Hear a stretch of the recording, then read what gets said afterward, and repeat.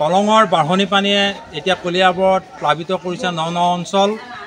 শেহতীয়াকৈ ৰধলা গাঁও পঞ্চায়তৰ প্ৰায় ৩০ শতাধিক পৰিয়াল এই বাঢ়নি পানীৰ কবলত পৰিছে।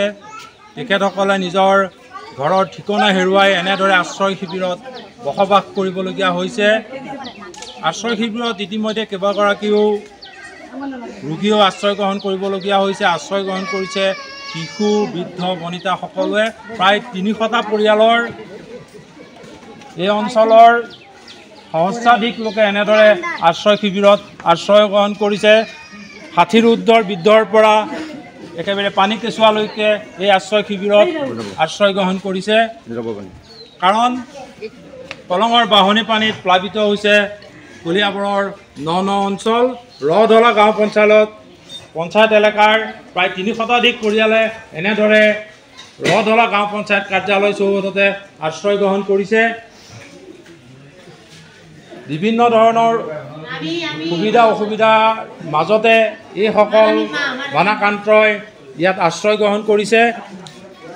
এনেদৰে ইয়াত বহুকেইগৰাকী ৰোগীয়েও এনেদৰে এই আশ্ৰয় শিবিৰতে দিন অতিবাহিত কৰিবলগীয়া হৈছে। আমি কেইগৰাকীমান বানাক্ৰান্ত আছে তেখেতসকলৰ পৰা আমি জানিবলৈ চেষ্টা কৰিম। আপোনালোকে সা সুবিধাখিনি পাইছেনে নাই? অসুবিধা একো নাই?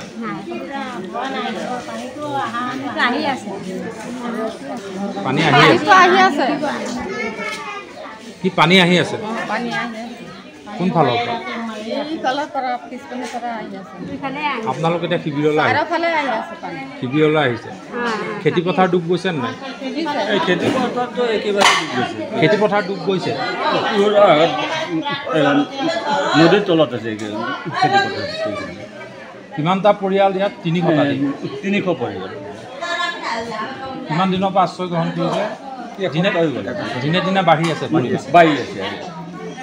হয়, এনেদৰে দিনে দিনে ন অঞ্চল প্লাবিত হৈছে।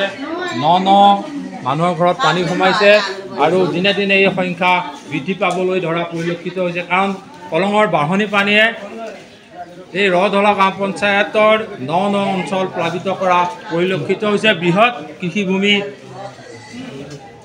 বাঢ়নি পানীয়ে বুৰাই পেলাইছে, যাৰ ফলত এইসকল লোকৰ না জল না থল অৱস্থা হৈছে।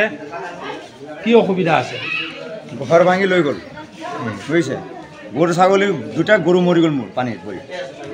কি কৰিম, অৱস্থা বেয়া। আহিছোঁ ৰাস্তাত, মাতাবাৰীৰ ওচৰত আহিছোঁ, পঞ্চায়ত ওচৰত।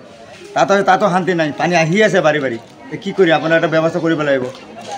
এতিয়া খালি দি আছে আলু, আধা কেজি আলু দিলে, দালি দিলে আৰু চাউল দিলে 2 দিন। ইমানটা মানুহ চলিব পাৰিব? নোৱাৰে নহয়। এটা আপোনাৰ এইটো সুবিধা কৰি দিব লাগিব। আঁঠুৱা পাইছে নাই? আঁঠুৱা পোৱা নাই। ল'ৰা ছোৱালীৰ কাৰণে খাদ্য এদিন দিছে।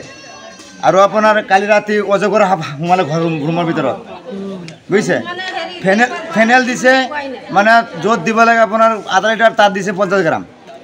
এইটো 50 গ্ৰাম দিলে এইটো সাপটো মৰিব আৰু বেছিকৈ আহি আছে।